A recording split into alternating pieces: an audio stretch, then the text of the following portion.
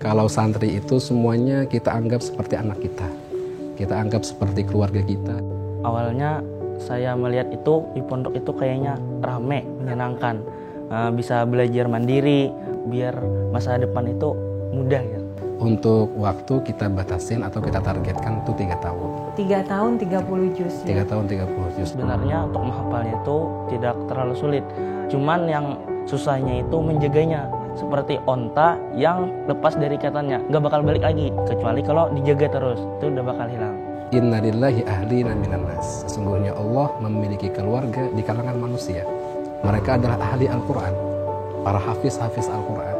Mereka adalah keluarganya Allah dan orang-orang istimewanya Allah.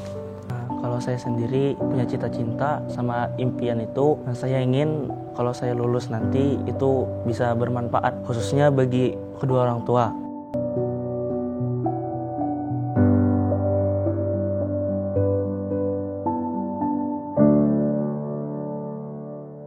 Assalamualaikum warahmatullahi wabarakatuh. Apa kabar pemirsa setia TV Tabalong? Senang sekali kembali berjumpa dengan Anda bersama saya Mai Shanti akan memandu pemirsa dalam program Berbagi Kisah. Sebagai umat Islam, kita dianugerahkan kitab suci Al-Quran untuk menyempurnakan petunjuk-petunjuk Allah agar kita mencapai kebahagiaan di dunia maupun di akhirat. Karena dinilai memiliki banyak keutamaan. Tidak sedikit orang tua menginginkan anaknya menjadi seorang penghafal Quran.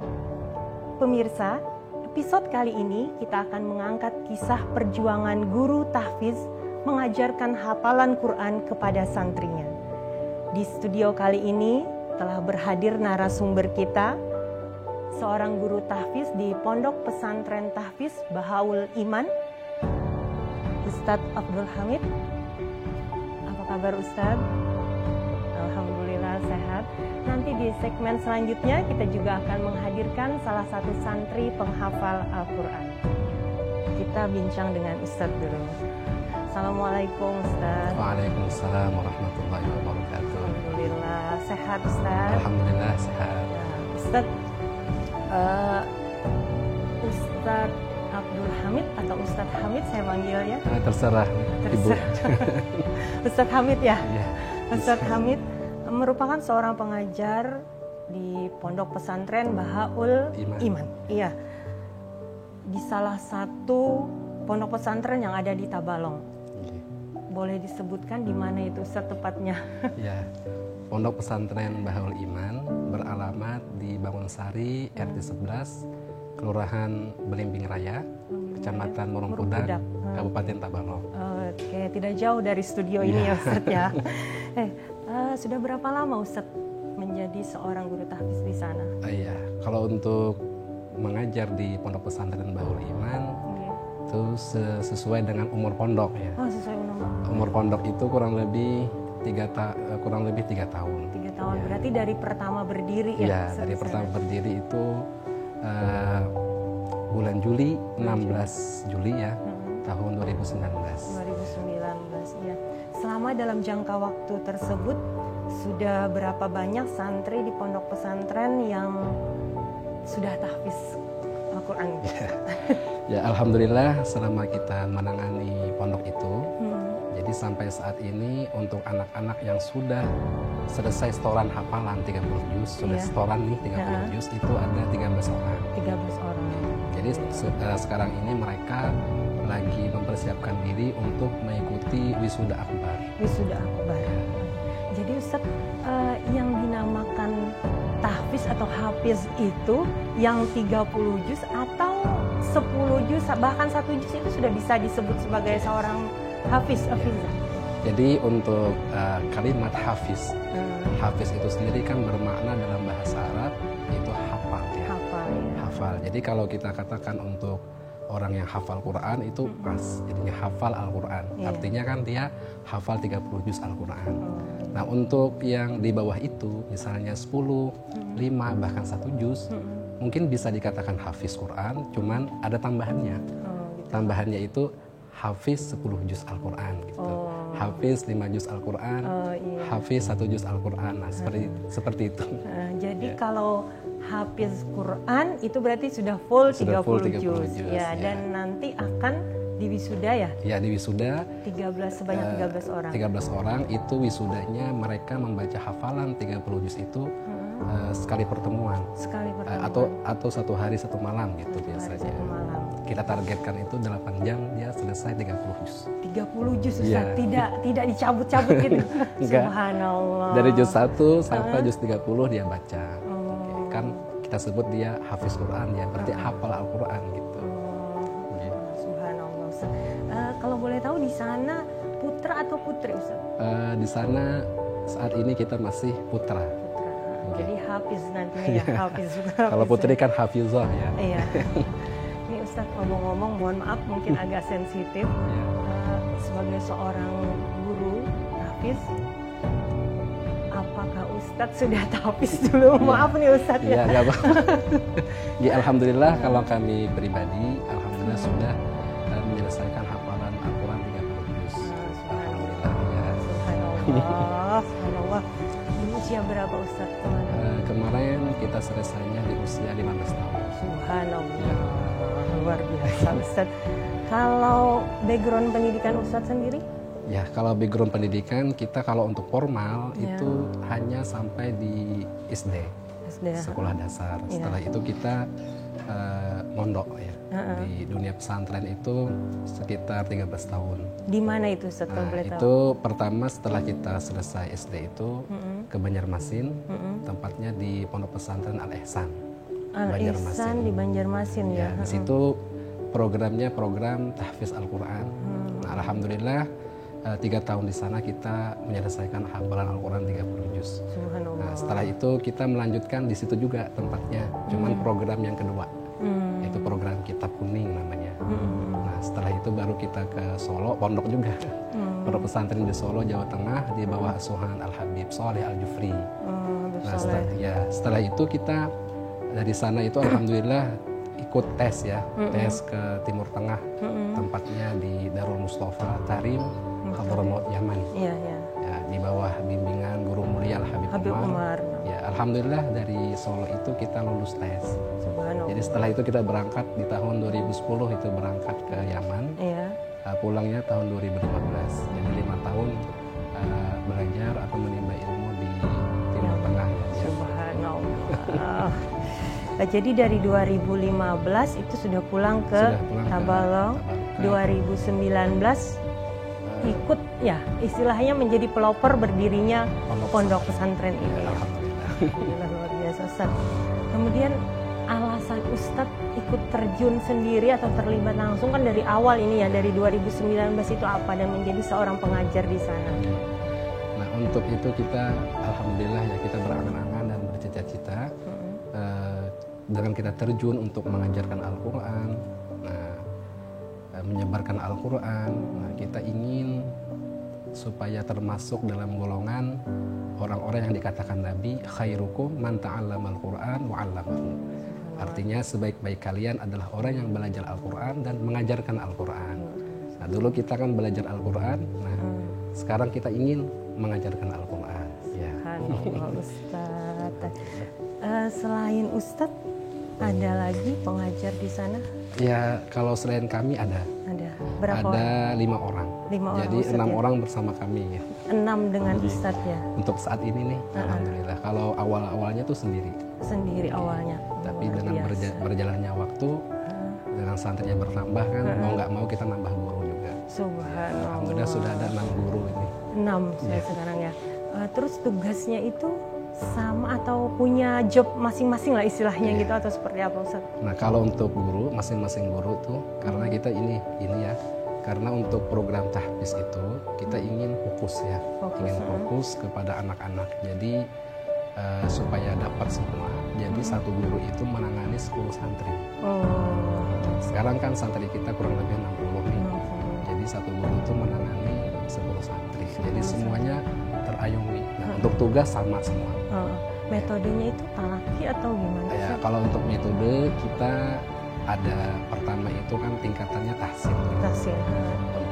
Memperbaiki bacaan dengan menggunakan Iqra.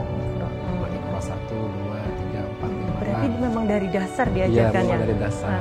Kita ingin untuk menghafal Al-Quran, dia harus ini benar dulu bacaannya, betul dulu bacaannya, baru kita izinkan untuk menghafal. Gitu. Subhanallah. Pemirsa, menarik sekali obrolan kita kali ini. Setelah ini saya akan melanjutkan obrolan mengenai tantangan menjadi seorang guru tahfiz. Jangan kemana-mana, tetap di program Berbagi Kisah.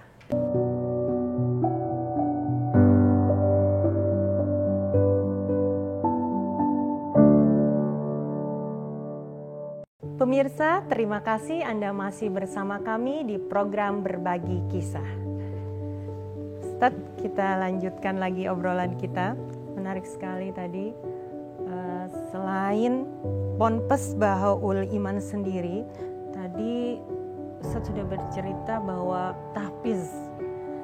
Selain itu ada tidak? Maksud saya selain fokusnya ke tahfiz, apa aja lagi yang di sana diajarkan? Oke, jadi untuk Ponpes Bahaul Iman memang awalnya itu dikhususkan untuk penghafal Al-Quran. Nah, dalam perjalanannya kita melihat bagaimana santri-santri atau perkembangannya ya. Nah, di situ kita membuat program yang kedua, yaitu program takhasus kitab kuning. Jadi selain mereka itu ada satu kelompok yang mereka kami khususkan untuk menghafal Al-Quran, ada juga kelompok yang memang kita khususkan untuk belajar kitab kuning saja. Jadi ada dua program sebenarnya. Jadi program yang pertama itu tahfiz Al-Quran, menghafal Al-Fadhul Quran, artinya menghafal lafaz-lafaz Al-Quran, kalimat-kalimat Al-Quran dari surah 1 sampai 114 surah ya. Dari juz 1 sampai juz 30. Adapun di program kitab ini kita mengadakan pembelajaran bagaimana anak-anak ini mereka paham isi kandungan Al-Quran itu sendiri. Termasuk di dalamnya juga belajar kitab kuning kayak membaca-baca kitab itu, Ustaz. Iya, nah untuk kitab kuning itu dari awal itu kita mempelajari dasar-dasar dulu. Nah, yang pertama yang kami tekankan itu adalah dasar dalam ilmu alat. Ya, ilmu alat itu adalah ilmu yang memudahkan kita untuk memahami kitab kuning atau kitab gundul ya kata orang kita ya. Nah, jadi ilmu alat itu kan ada ilmu nahwu, ilmu sorof ya, nanti sampai kepada ilmu balaghah dan juga ilmu mantik. Nah, kemudian juga di program kitab itu kita ajarkan dari kitab-kitab yang dasar dulu di dalam ilmu fiqih, ilmu tasawuf mungkin dan juga ilmu tauhid, sampai kepada tafsir dan juga hadis dan usul-usul fikih, kemudian usul-usul tafsir. Nah, itu kita pelajari di program yang kedua, yaitu takhasus kitab kuning. Berarti siswa itu memilih salah satu program atau dua-duanya mengikuti program itu? Ya, kalau ini kita yang memilihkan santri. Oh, kita. Kami yang menyaring santri. Jadi untuk santri yang baru biasanya karena rata-rata mereka itu masih bacaan Al-Qur'annya kurang tepat ya, makharijul hurufnya. Jadi seluruh santri baru itu kami masukkan dulu ke program tahfiz. Nah, dalam 1 tahun kita akan melihat bagaimana perkembangan anak ini. Di mana anak ini kayaknya mereka lebih cocok di tahfiz atau bagusnya ke kitab dulu. Gitu. Nah, dari situ kami menseleksi santri ya. Ada ini kami seleksi ke kitab. Ini tetap di tahfiz. Gitu. Jadi santri itu cuma wajib mengikuti satu program. Oh, wajibnya satu program. Ya, jadi tahfiz saja atau kitab saja, tidak dicampur. Oh iya. Karena kita pengen ya ada kata-kata yang mengatakan fokus satu hebat gitu. Iya benar seperti itu.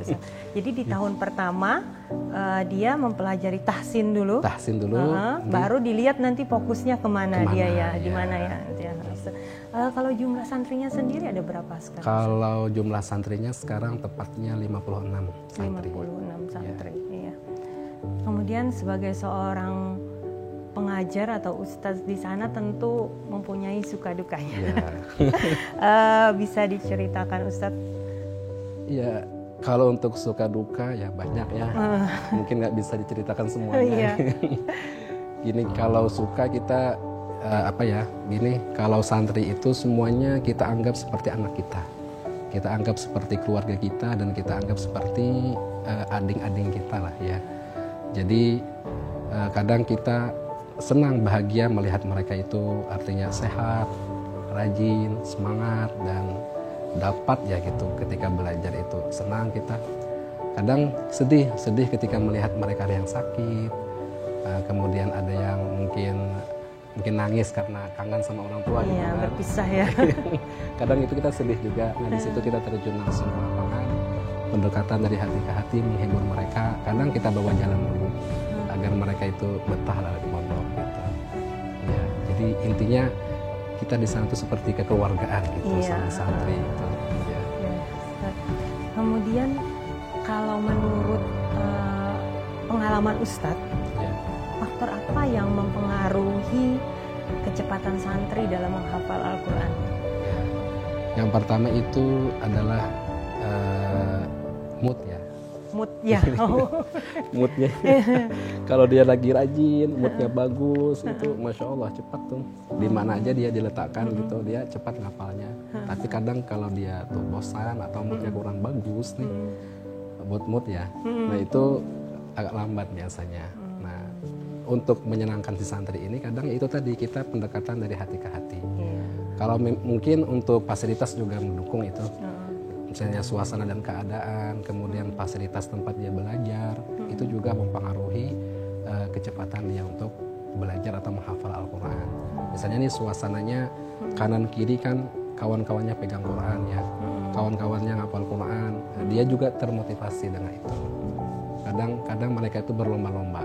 Ya.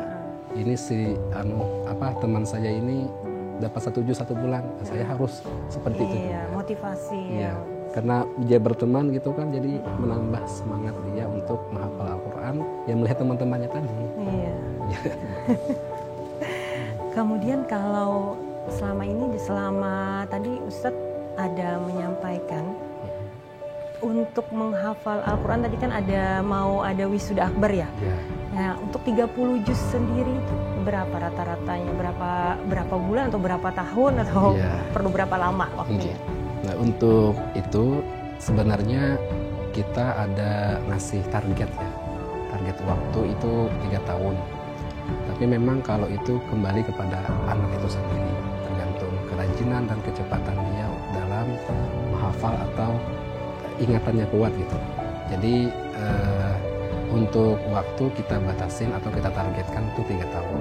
3 tahun 30 juz. 3 tahun 30 juz. Jadi 1 tahun itu 10 juz. 10 juz, subhanallah. Dan ini tahun pertama berarti meluluskan ya? Iya yang pertama ini kalau ada wisuda ini yang pertama. Yang pertama ya. Subhanallah. Kemudian Ustadz, kesulitan atau tantangan dalam mengajarkan hafalan Al-Quran ada tidak? Ya, ada.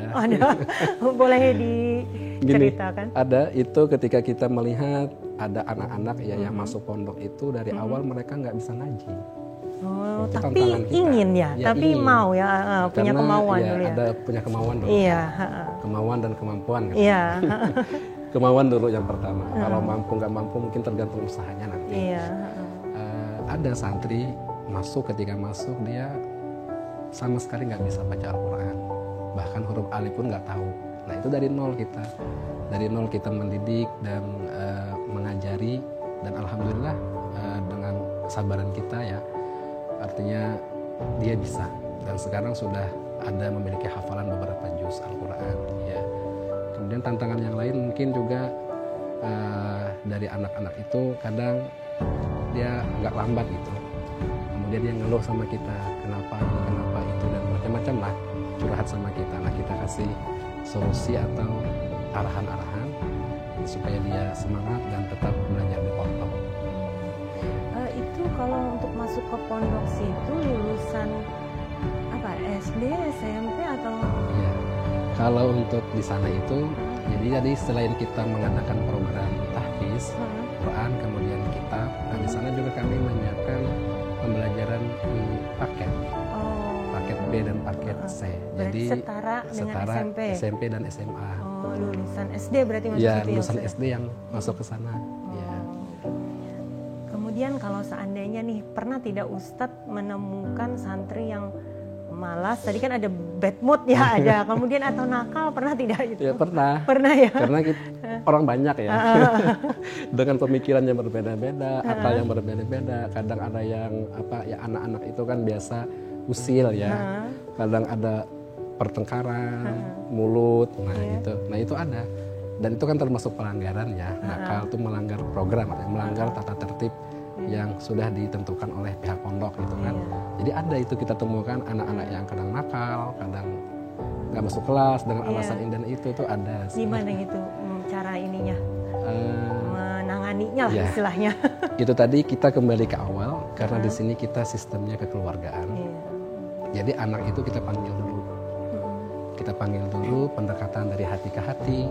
Kita tanya kenapa, apa gitu kan. Siapa tahu dia melanggar karena bukan salah dia, salah kita malah. Karena kita mungkin teledor atau kita kurang perhatian atau mungkin yang sebab-sebab yang lain yang disebabkan oleh kita gitu. Sehingga kita tidak langsung menghukum dia. Enggak. Kita dengar dulu kenapa dia gitu. Cari masalahnya, sebabnya tuh apa ya. Kalau sudah ketemu, kalau memang itu salah dia ya kita berlakukan hukuman gitu kan, sanksi. Hukuman atau sanksi. Sanksi yang mendidik lah. Kemudian Ustadz tadi di segmen pertama sudah ada disebutkan sepintas ya metode di pondok pesantren tadi. Di antaranya tadi adalah tahsin dengan menggunakan Iqra dulu. Nah, kemudian setelah itu tahapannya apa? Ya, jadi untuk pertama kan dia tahsin dulu. Karena semua yang masuk pondok itu kita berlakukan dari nol nih. Dari Iqra 1, 2, 3 dan seterusnya. Nah, di situ selain dia belajar Iqra atau penyebutan huruf yang tepat. Nah, itu Iqra 1 nih. Nah, itu Iqra 1 itu Iqra yang paling sulit sebenarnya, bukan Iqra 6. Basic ya, basicnya itu ya. Bukan Iqra 6 yang paling sulit, itu Iqra 1. Benar. Karena Iqra 1 itu ya satu huruf tapi harus disebutkan dengan benar, dengan pas. Ya. Nah, selain itu kita tekankan atau kita wajibkan untuk menulis. Jadi contoh hari ini mungkin mau setoran 1 lembar, dia tulis dulu 1 lembar di buku. Apa yang ingin disetorkan itu yang ditulis. Itu yang ditulis. Dia selain melatih dia untuk membaca, dia melatih untuk menulis. Gitu. Nah, setelah itu lari kepada atau lanjut kepada tingkatan yang kedua, melancarkan bacaan. Itu dengan khataman Al-Quran. Jadi anak-anak itu kita targetkan dalam 1 minggu itu minimal 1 kali khatam. 1 minggu minimal 1 kali khatam, subhanallah. 1 minggu itu 1 kali khatam. Dia membaca Al-Quran dari programnya ada kan dari pagi sampai malam. Nah, itu kita targetkan 1 minggunya 1 kali khatam. Nah, itu targetnya 25 kali khatam atau 15 kali khatam. Setelah 15 kali khatam, Iqra'nya sudah tadi kan, kemudian khatamannya sudah 15 kali, baru kita tes. Kita buka juz yang acak ya, kita acak. Dia baca selembar atau 2 lembar.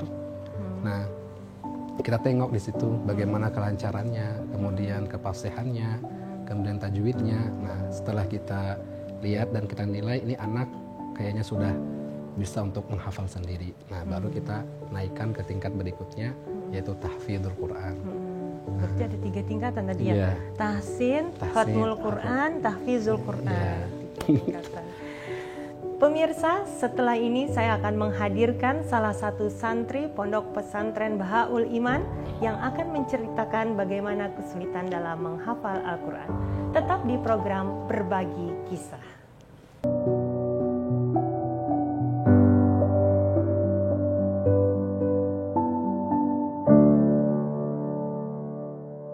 Pemirsa, sesuai dengan janji saya di segmen sebelumnya, kali ini sudah hadir bersama kita salah satu santri Pondok Pesantren Bahaul Iman. Ya, dengan siapa, Dek? Ahmad Pansuri. Ahmad Pansuri. Oke, saya tanya ke Ustadz dulu ya. Ustadz, di Ponpes ini apakah semua santri diwajibkan mondok atau boleh pulang pergi? Untuk peraturan kita semuanya diwajibkan mondok. Walaupun dekat? Ya, walaupun dekat. Walaupun dekat wajib ya. Kenapa itu, Ustaz? Karena kita ingin lebih khusus ya, lebih fokus nih. Kadang kalau pulang pergi itu kan ya kita nggak tahu suasana di luar ya. Dan agar memudahkan kita dalam mengontrol, kemudian mendidik dan juga mengayomi gitu. Jadi anak-anak kita wajibkan semuanya untuk pondok. Kemudian aturan-aturan yang berlaku bagi santri apa aja Ustaz? Banyak sebenarnya. Terkait dengan kedisiplinan ini Iya, terutama kedisiplinan. Ustaz. Jadi ada secara global ya, secara umum, ada juga yang secara khusus nih. Mungkin kalau secara umumnya kan anak-anak wajib mengikuti peraturan yang sudah disepakati atau sudah dibikin oleh pihak pondok pesantren ya. Nah, di sana itu ada tertib secara khusus, mungkin tertib belajar, tertib masuk kelas, kemudian tertib kamar, tertib makan, tertib tidur, kemudian tertib seperti sholat ya. Nah, itu semuanya itu ada tertib-tertibnya. Yang itu sudah kita semua santri sudah punya buku itu atau mereka sudah mengetahui itu ya, supaya mereka itu mudah gitu kan. Oh, ini loh tertib yang wajib diikutin, oh ini pelanggaran yang tidak boleh dilanggar. Untuk pelanggaran sendiri kan tuh ada tingkatannya, ada yang ringan, ada yang sedang, ada yang berat, ada yang sangat berat gitu. Termasuk dengan sanksinya ya? Iya, sudah itu kita bikin dalam satu buku. Nah, itu semua santri diwajibkan mempunyai itu gitu. Sekarang ke adik ya. Iya. Ini sudah berapa lama menjadi santri di sana? Alhamdulillah, kalau saya sendiri mondok di Pondok Pesantren Boliman itu kurang lebih sudah 3 tahun. 3 tahun berarti Dari awal? Dari awal Pondok Pesantren Boliman sendiri. 2019 ya. Oke. Kemudian itu keinginan sendiri atau dipaksa atau ikut teman? Biasanya gitu tuh anak-anak kan. Kalau untuk mondok sendiri itu berawal dari keinginan saya sendiri. Alhamdulillah didukung sama orang tua. Subhanallah. Dari mana dia asalnya? Dari Tanjung. Tanjung. Oh, Tanjung dekat aja ya. Iya. Tapi tetap wajib mondok kan ya? Tetap wajib mondok. Terus kalau keinginan sendiri itu alasannya apa? Kenapa jadi pengen masuk pondok? Awalnya saya melihat itu di pondok itu kayaknya rame, menyenangkan. Bisa belajar mandiri, mencuci sendiri, apa-apa, tidur bareng teman-teman, bisa belajar mandiri untuk biar masa depan itu mudah ya. Masa depan mudah iya. Sekarang dulu bersakit-sakitnya ya. Terus ini kan pondoknya baru berdiri. Tahu ini ada pondok itu dari mana? Awalnya saya itu mondok di Mabuun. Lalu di situ alhamdulillah masuk diseleksi, dites. Lalu dites masuk ke Pondok Pesantren Baul Iman. Oh, berarti dulu di Mabuun dulu seleksi pertamanya itu ya, baru ke yang Baul Iman itu. Oke. Kemudian kalau keseharian di sana bisa diceritakan deh? Oh, kalau keseharian di Pondok Pesantren Baul Iman itu dari bangun pagi, jam 4 pagi bangun, sholat tahajud, sholat witir seluruh santri. Lalu setelah itu sholat subuh berjamaah seluruh santri di musola. Setelah sholat subuh berjamaah baca wirid di aula seluruh santri juga. Setelah baca wirid langsung ke kelas masing-masing, masuk program sampai jam 8. Dari jam 8 itu seluruh santri sholat duha. Setelah sholat duha seluruh santri langsung sarapan makan pagi. Setelah sholat duha sarapannya? Iya, sarapan setelah sholat duha. Ya setelah itu seluruh santri mandi. Wajib mandi 2 kali sehari. Wajib mandi ya? Iya. Kalau tidak mandi? Kena hukuman. Kena hukuman? Pernah kena hukuman tidak mandi? Enggak pernah. Enggak pernah. Terus? Terus setelah makan pagi mandi, jam 9 kembali masuk lagi program sampai jam 11 seluruh santri. Setelah jam 11, dari jam 11 sampai zuhur istirahat. Di situ wajib tidur semua santri. Wajib tidur walaupun tidak bisa tidur. Biasanya ada yang bisa tidur, cuman kan tetap berbaring aja. Tetap berbaring aja. Yang penting tidur, berbaring dulu. Usaha tidur. Usaha untuk tidur ya. Biar menyegarkan pikiran supaya supaya mudah menghafal nanti. Ya. Nah, setelah itu setelah bangun zuhur, siap-siap sholat zuhur. Setelah siap-siap sholat zuhur, setelah itu azan, sholat zuhur seluruh santri. Seluruh santri sholat zuhur. Setelah itu masuk program kembali setelah sholat zuhur sampai jam 2. Sampai jam 2. Makannya kapan deh? Makannya ya habis jam 2 itu. Oh, habis jam 2 baru makan. Jam 2 makan seluruh santri, baru setelah itu setelah makan istirahat sampai asar. Ada yang mau nyuci, tidur, apa macam-macam. Di jam itu. Setelah itu salat asar berjamaah seluruh santri, lalu masuk lagi sampai jam 5 masuk program belajar. Dari jam 5 terus istirahat. Yang mau mandi, mau macam-macam, mau main. Nah itu sampai jam 6. Sampai jam 6. Jam 6 baca zikir kembali sampai maghrib. Maghrib sholat maghrib berjamaah di musola. Setelah itu sholat maghrib, semua santri wajib mengaji di musola. Wajib mengaji sampai isya. Nah, setelah isya baru masuk program lagi belajar sampai jam 9. Lalu makan malam. Makan malamnya jam 9. Iya, makan malam baru sampai jam 10 kurang lebih semua santri wajib tidur. Sampai tidur sampai jam 4 bangun lagi. Bangun lagi ya. Begitu seterusnya ya.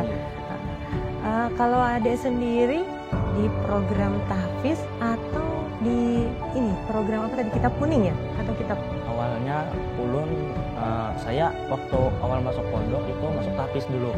Baru saya merasa kayak kurang hafalan saya ini agak sulit. Sampai kayaknya lebih mudah kalau menghafal itu dipahami lebih dulu. Dipahami baru yang ibaratnya kalau menghafal bahasa Indonesia mudah menghafalnya. Kalau paham bahasa Arab tersebut lebih mudah dihafal. Iya, betul. Nah, jadi saya tahu setelah 2 tahun di tahfiz merasa kurang, saya coba masuk ke kitab sekarang. Sekitar sudah 1 tahun. Oh, berarti sekarang kitab ya yang diambil. Kalau hafalannya sendiri sudah berapa juz? Alhamdulillah kurang lebih kalau saya setoran hafalan sekitar 13 juz. 13 juz, subhanallah. Kemudian kalau sehari kalau setor biasanya berapa ayat itu? Kurang lebih kalau biasanya rata-rata itu 1 hari itu sekitar 1 halaman. 1 halaman ya. Kalau memang kebetulan ayatnya panjang seperti surah Al-Baqarah ayat terakhir itu panjang ya. Satu ayat aja. 1 ayat. Oh ya, 1 halaman ya. Kemudian tadi kan apa istilahnya program kitab kuning. Selain tadi program tahfiz, sudah menjalani tahfiz, kemudian program kitab kuning. Apa aja yang Adek pelajari atau ilmu apa yang Adek dapatkan dari belajar di kitab kuning itu? Oh, dari kitab kuning itu banyak belajarnya dari satu yang paling penting ilmu alat untuk mempelajari bahasa Arab. Dari nahu, shorof, itu sudah mempelajari dari kitab dasar, dari jurumiyah sampai mutamimah. Sudah belajar. Sudah belajar deh. Setelah itu belajar sirah, sejarah Nabi. Itu menggunakan kitab Khulasan Nurul Yakin. Itu kalau itu untuk sirah, sejarah. Kalau untuk tasawuf akhlak itu menggunakan kitab Bidayatul Hidayah sama kitab Ta'limul Muta'alim.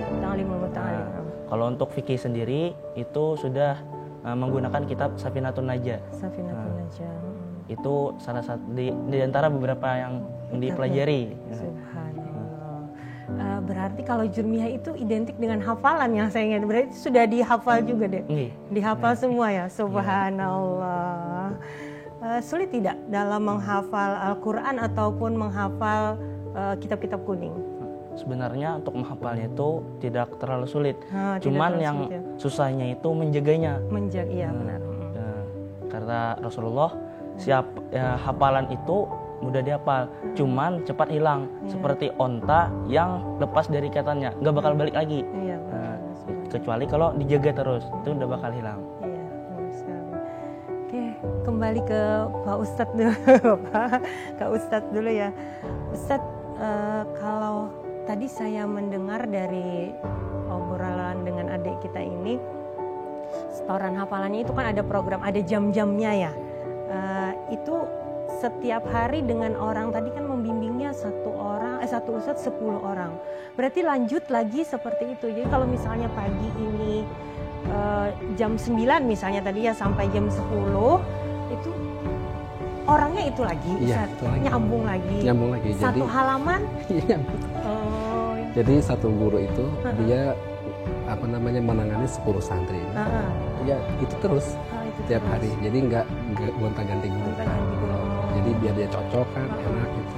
Bisa tidak seandainya nih ya, saya sudah 1 bulan atau 2 bulan berjalan dengan ustadz, tiba-tiba pengennya dengan ustadz yang lain, itu bisa tidak? Atau memang peraturan ya sudah ini harus diikuti? Itu bisa sebenarnya. Bisa seperti itu ya. Tinggal kita fleksibel. koordinasikan sama ustadz yang ada. Ini mau pindah ke sini nggak apa-apa. Yang penting si anaknya tetap belajar dan masuk di dalam rombongan atau halakoh belajar itu.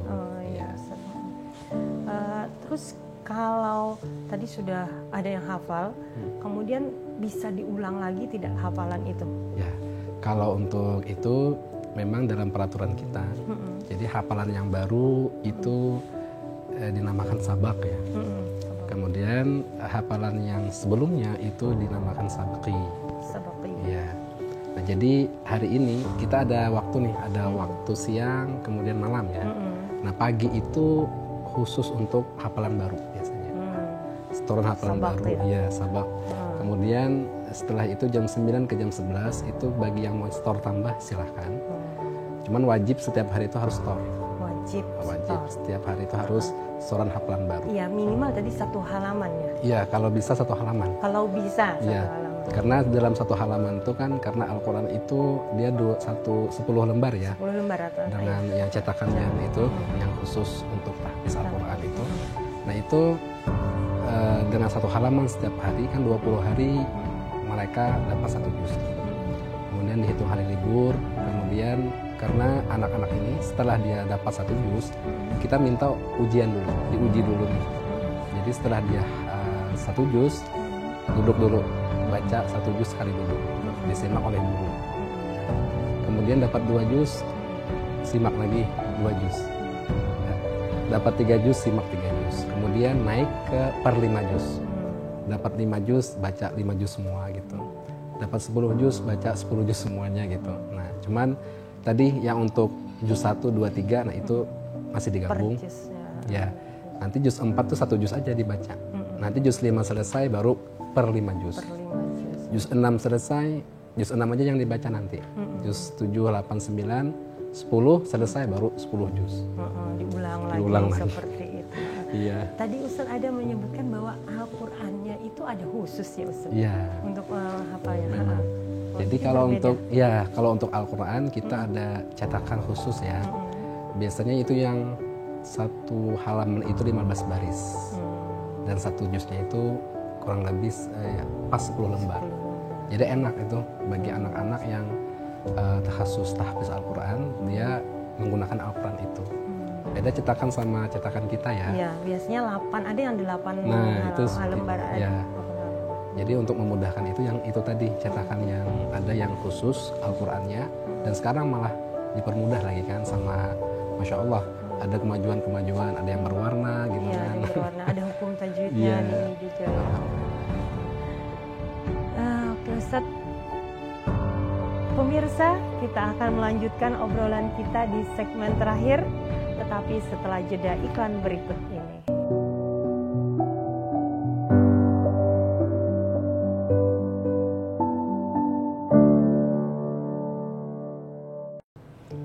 Terima kasih pemirsa, Anda masih setia di program Berbagi Kisah.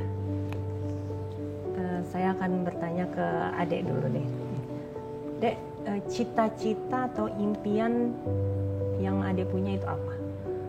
Kalau saya sendiri punya cita-cita sama impian itu, saya ingin kalau saya lulus nanti itu bisa bermanfaat, khususnya bagi kedua orang tua, bagi keluarga, dan secara umumnya itu bagi masyarakat.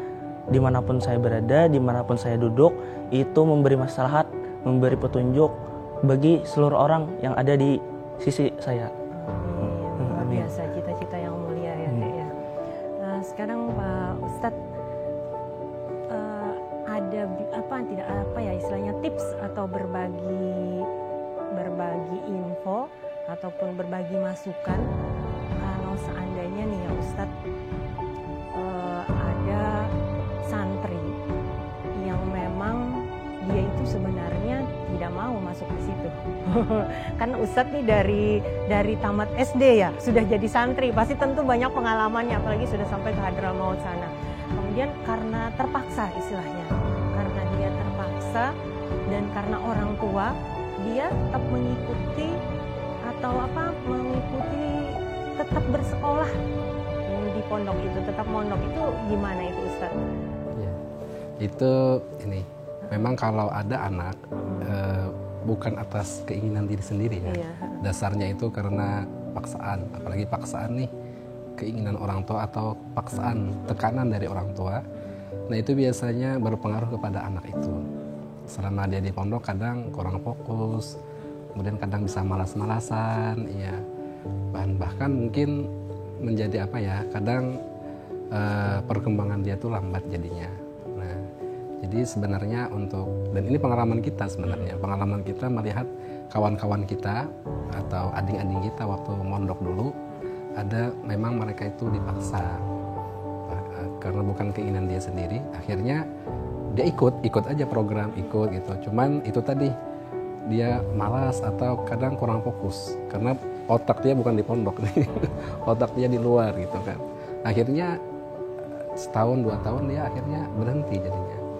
Nah, berhenti, tidak lagi mondok, tidak lagi melanjutkan di pondok itu. Nah, jadi sebenarnya bagusnya kalau kita menemukan nih, ya di pondok kita juga ada anak-anak santri mungkin keinginannya itu kurang sebenarnya, lebih kepada keinginan kedua orang tua. Itu yang ininya ustadznya menggantikan peran orang tua jadinya di pondok itu. Jadi ustadznya lebih mendekati dia, kemudian lebih memberikan kepahaman kepada anak ini gitu, bahwa orang tua itu ngantar kamu ke sini bukan karena nggak cinta, bahkan karena cintalah mereka ngantar kamu ke pondok ini. Jadi kita nasihatin terus tuh tiap hari. Nah akhirnya itu mungkin masuk semangat jadinya. Ya alhamdulillah ada anak kita itu yang awalnya itu karena paksaan, tapi alhamdulillah dengan berjalannya waktu dia malah semangat belajar di pondok.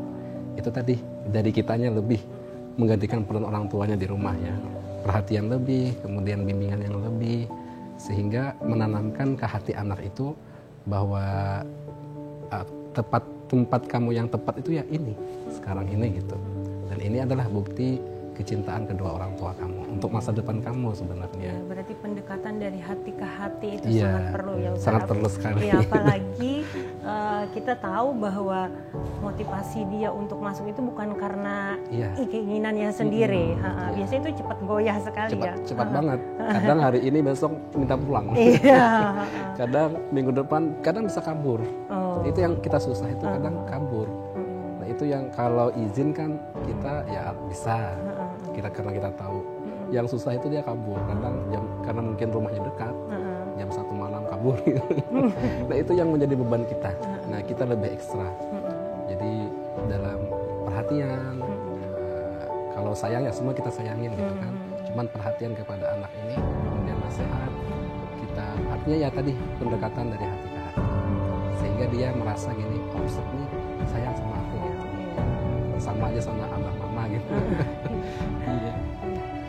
Kemudian Ustaz ada tidak pesan-pesan nih kepada masyarakat, khususnya kepada pemirsa juga, agar bisa menambah minat santri maupun nanti orang tua untuk memasukkan anaknya di pondok pesantren tahfizul Quran. Ya, kalau itu jadi seorang penghafal Al-Quran. Ya. Sebenarnya kita hanya menyampaikan nih sebagai motivasi saja. Kita sebagai manusia kan biasanya senang ya kalau kita punya keluarga orang yang berpangkat misalnya, orang yang memiliki kedudukan misalnya kan. Saya bangga keluarga saya itu Bapak Presiden misalnya kan. Saya bangga keluarga saya itu jadi gubernur misalnya, sehingga kita berbangga nih kemana-mana, padahal kita bukan apa-apa gitu. Cuman kita berbangga sama orang itu loh, itu paman saya, itu bapakku misalnya kan, itu ayahku. Nah kita bangga dengan itu. Nah perlu kita ketahui bahwasanya Nabi SAW bersabda, Inna lillahi ahlina minan nas. Sesungguhnya Allah memiliki keluarga di kalangan manusia. Para sahabat bertanya, Man hum ya Rasulullah? Siapa mereka itu keluarganya Allah? Ada loh, Allah punya keluarga di muka bumi ini.